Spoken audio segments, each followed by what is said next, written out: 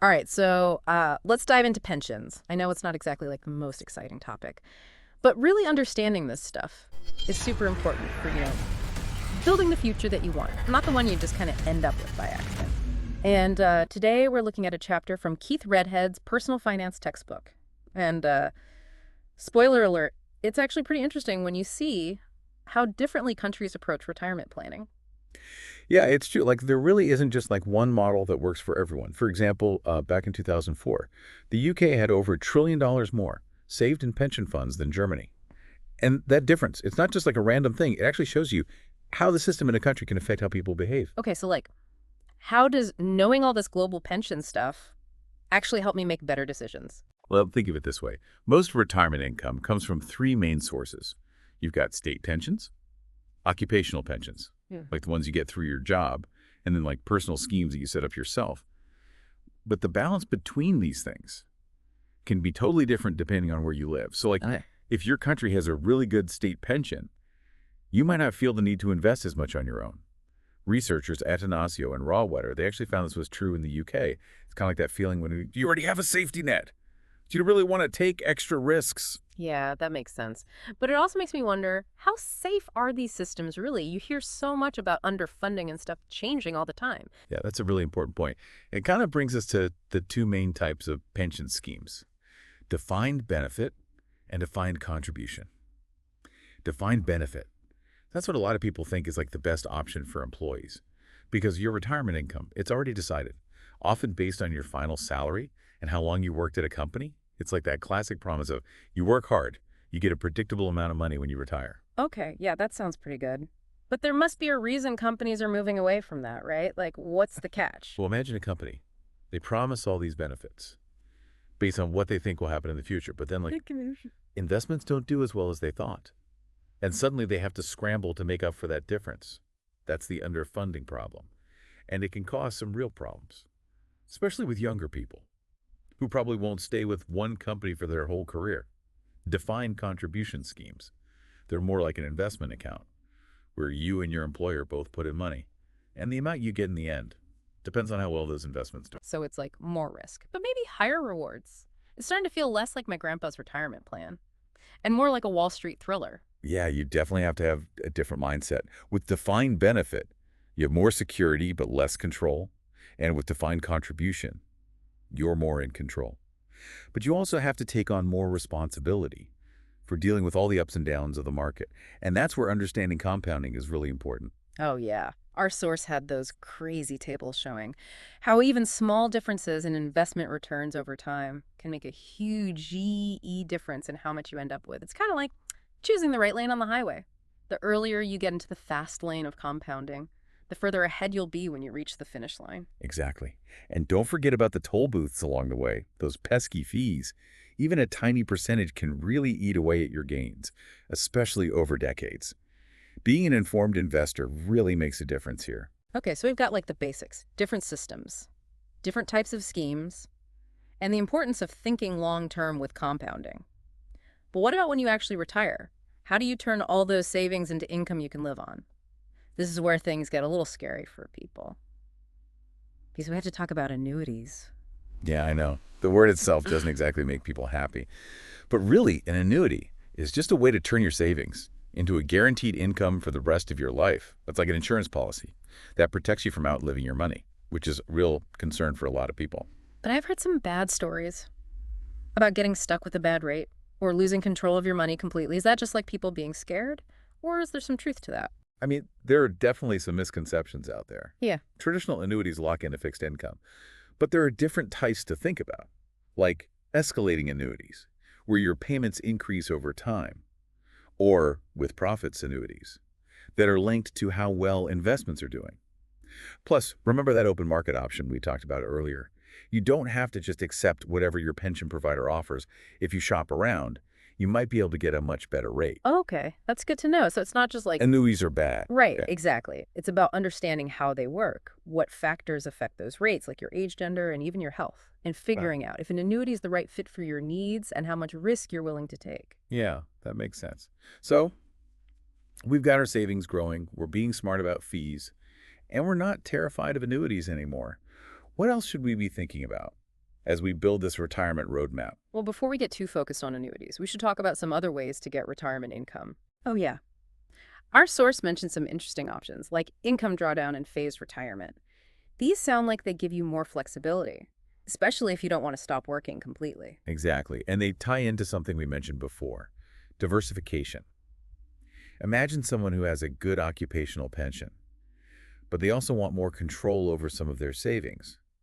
They could use an additional voluntary contribution, or AVC, to build a separate pot of money, specifically for income drawdown or phased retirement. That way they're spreading out their risk and giving themselves more choices later on. So it's not just about choosing one path, it's more about creating a portfolio for your whole retirement plan. Exactly. And that's where things get really interesting, when we start looking at the bigger picture of company pension schemes. All right, company pension schemes. I have to admit, my eyes kind of glaze over when I hear those words. Yeah. But you said this is where things get really interesting, so I'm all ears. Well, to understand why companies are changing how they think about pensions, we need to take a look at their balance sheets. That's like a snapshot of their financial health. On one side, you have assets, like the investments in their pension fund. And on the other side, you have liabilities, which include those future pension payments they've promised to employees. Okay, assets versus liabilities. I'm with you so far. But how do things like a crazy stock market or changing interest rates mess things up? Imagine a company has a pension fund. That's invested mostly in stocks. And then suddenly the market crashes. The value of their assets goes way down. But they still have to make those pension payments. That gap between what they have and what they owe, that's the underfunding problem. Yikes. That sounds like a nightmare for a company. And I vaguely remember something in our source about interest rates affecting how companies handle those pension payouts. What's the connection there? It all comes down to bonds. Companies use bonds to help pay for those long-term pension liabilities. But when interest rates go down, bond yields go down too, which means companies have to invest even more in bonds to make enough money to cover those future payments. It can be a real struggle, especially for companies that are already dealing with underfunded schemes. It's like they're juggling a bunch of different things, trying to keep everything balanced. And our source mentioned something called the minimum funding requirement in the UK. How did that try to fix this problem? Well, the MFR, it was designed to protect employees' pensions by forcing companies to keep their pension funds topped up to a certain level. If their assets fell below 90% of their liabilities, they had to make up the difference quickly. It offered some security. But it also made pension funds invest in less risky things, like bonds, which might not have the same potential for growth. It's that classic trade-off between security and growth. Yeah, I'm seeing the theme here, balancing different priorities. And it sounds like the 2004 Pensions Act in the UK tried to create a more flexible approach. Exactly. The MFR was replaced with something called a scheme-specific funding requirement, which allowed for more customized approaches. But the main challenge is still the same: finding that balance between protecting pensions and making sure those funds can grow at a good rate. Okay, so we've got companies dealing with assets and liabilities and market swings and regulations. But what about us, the people trying to make sense of all this? How do WE plan for a secure retirement? Well, that's where life cycle analysis comes in. Yeah. It's basically figuring out how much you need to save based on things like how much income you want in retirement, how long you expect to live, and what kind of investment returns you're hoping for. Sounds important. Are we talking like complicated math and spreadsheets here? It can get a little technical, but the main idea is pretty simple. One way to do it is to aim for a certain percentage of your pre-retirement income, like maybe 2/3. You can use something called the annuity equation to figure out how big your pension pot needs to be, and then work backwards with the endowment equation to see how much you need to save each year. Okay. I'm not exactly a math genius, but the takeaway is clear. Start saving early and let compounding do its thing. Our source really emphasized that with all those examples showing what happens if you wait to start saving. Absolutely. Even small amounts invested consistently over time can make a big difference because of compounding. And those tables showing the impact of different investment returns, they highlight how important it is to choose investments that match how much risk you're comfortable with and how long you have until you retire. And of course, we can't forget about those fees, which can eat away at your gains over the years. Definitely. It's so important to be aware of fees, compare different providers, and ask questions, whether you're choosing a personal investment plan or looking at your company's pension scheme. Yeah, knowledge is power, right? The more we understand all this stuff, the better decisions we can make. So where do we go from here? What other parts of pension planning should we be thinking about? Well, there's a really interesting debate. Within the world of pension fund investments, we've talked about different types of schemes and the need for growth. But how those funds are managed can have a huge impact on what you end up with. It's the classic battle between actively managed funds, where a human fund manager is making all the investment decisions, and index tracker funds, which just try to mirror the performance of a particular market index. Ooh. Actively managed versus index tracking. Sounds like we're about to see a financial showdown. Bring on round one. All right, let's get ready to rumble. In one corner, we have actively managed funds, with their human fund managers, coming up with strategies, analyzing data, and making those big investment calls. And in the other corner, we have index trackers, the lean, mean market mirroring machines. So who wins this financial face-off? Well, this debate has been going on forever, and our source looks at some really interesting research on how these strategies actually work within pension funds, especially when it comes to equity investments, which are basically stocks that represent ownership in companies. So we're talking about how that part of your pension that's invested in the stock market is actually being managed. On one hand, you've got the active approach, where someone's trying to beat the market by picking winners and avoiding losers. And on the other hand, you've got passive index tracking, just riding the market wave. Exactly. People who like active management. They argue that skilled fund managers can consistently do better than the market by using their expertise and research. It's that classic idea of smart money, making smart moves. Okay, that makes sense. But what does the data actually say? Is there any proof that active management really gets those higher returns? That's where things get interesting. Some studies show that actively managed funds do better in the short term. But once you factor in fees, those charges for all that active management, it's not so clear anymore. Remember, even small fees can add up over time and eat into your gains. Ugh, fees. The villain of our pension story. No matter what path we choose, those fees always seem to be lurking. Yeah, they're definitely something to watch out for. One study by Wormers in 2000 found that actively managed equity funds did have higher gross returns before fees, but they actually ended up doing worse than the market by about 1% per year once those fees were taken out. And other researchers, like Drew and Stanford in 2001, and Malkiel and Radicic also in 2001, they found similar things. So even if those active managers have some good moments, those fees can drag them down over time. It makes you wonder if those passive index funds, even though they seem kind of boring, might actually be the secret winners. That's a really good point. Some people say they're superstar fund managers who can consistently beat the market. But studies that look at longer periods of time suggest that past performance isn't always a good predictor of future success.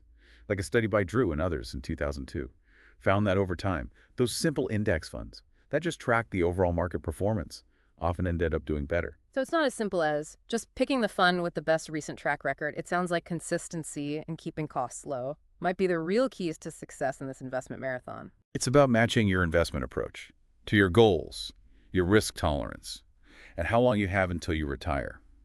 Our source doesn't say definitively whether active or passive is better, but it does highlight the work of people like Bogle and Malkiel, who are big fans of index funds, as a simple and cost-effective way to capture market returns. So it sounds like there's no one right answer. It's more about understanding the details, weighing the pros and cons, and making smart choices that work for your situation. Exactly. And that's a key message throughout our whole deep dive into pensions. Totally. We've broken down those complicated schemes, figured out what affects those important annuity rates, and even tackled the big debate between active and passive investing. So, what are your final takeaways for our listeners today? Those little nuggets of wisdom they can take with them as they plan for their own retirement. I think the biggest takeaway is that knowledge is power. Understanding how pensions work, both globally and in your own country, gives you the power to make good decisions about your financial future. It's not about blindly trusting the system. It's about being an active participant and shaping your own path. It's about getting past that pensions feeling and realizing that this is about building the future you want, not just settling for whatever happens. I couldn't agree more. And if I could leave our listeners with one final thought, it would be this. Imagine you had to design the perfect pension system. What would it look like?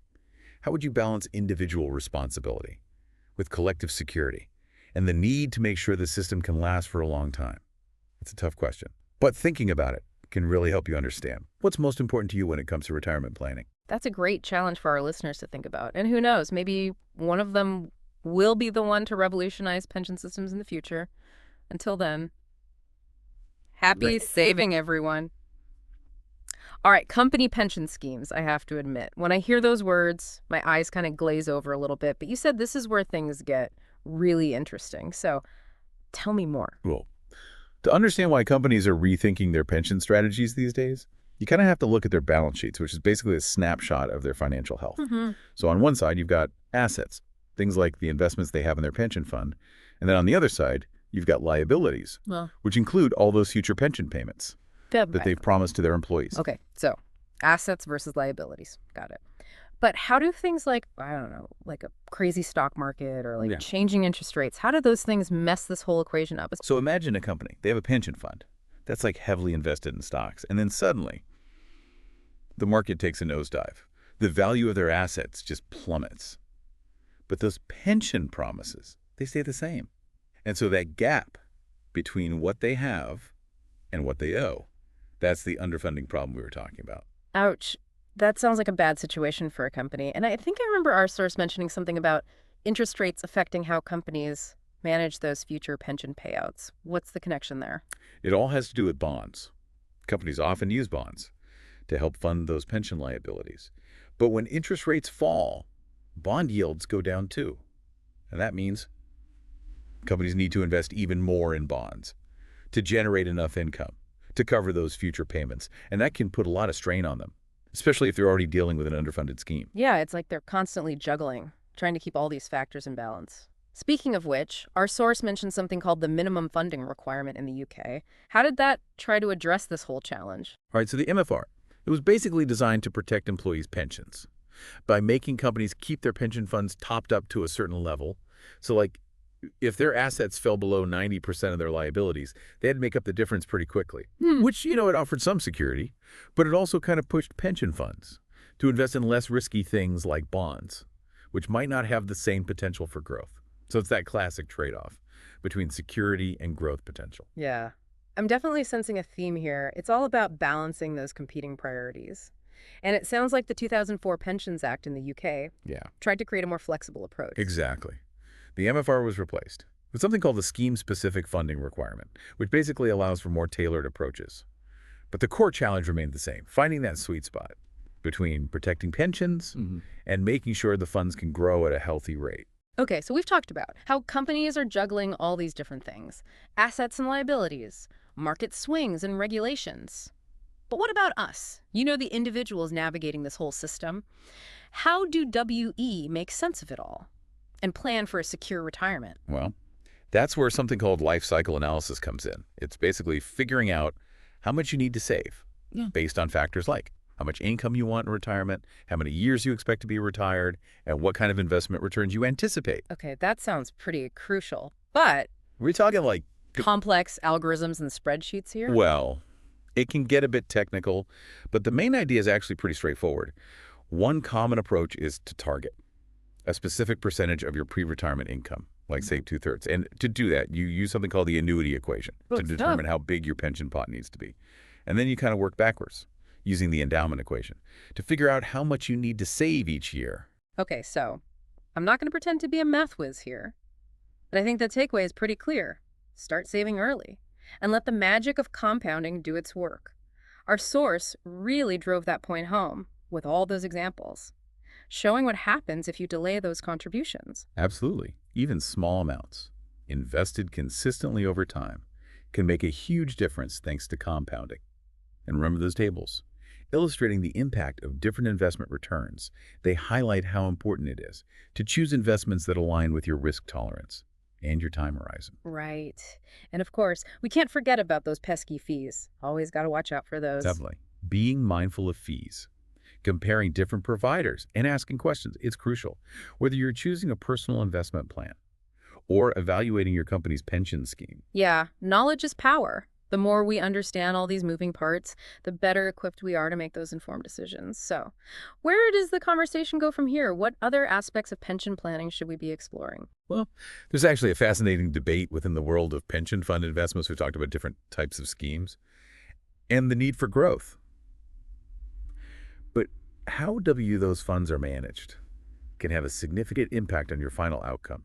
It's the age-old battle between actively managed funds, where you have a human fund manager making those investment calls, versus index tracker funds. Which just try to mirror the performance of a particular market index. Ooh. Actively managed versus index tracking. Sounds like we're about to witness a financial showdown. Bring on round one. Okay, so it's like we've got this big financial boxing match going on. In one corner, you've got actively managed funds with their human fund managers calling the shots, trying to outsmart the market. And then in the other corner, you've got these index trackers just cruising along, mirroring the market. It's a classic showdown, and our source really digs into how these different approaches actually play out, especially within pension funds, and particularly when it comes to equity investments. You know those stocks that represent ownership in companies? So we're talking about how that chunk of your pension that's invested in the stock market is actually being managed. On the one hand, you've got the active guys trying to beat the market by picking winners and avoiding losers. And then on the other hand, you've got the passive index trackers, just kind of riding the waves. Right. And the people who are big fans of active management, they argue that those skilled fund managers can consistently outperform the market because of their expertise and their research. It's that whole idea of smart money, making smart moves. Okay, I can see that. But what does the actual data tell us? Is there proof that active management really leads to those higher returns? That's a great question. And that's where things get interesting. Because some studies do show that actively managed funds can outperform in the short term. But once you factor in the fees, those charges for all that active management, the picture gets a little murkier. Fees. The villain of our story. It seems like no matter where we turn, those fees are always there. They're definitely a key factor to consider.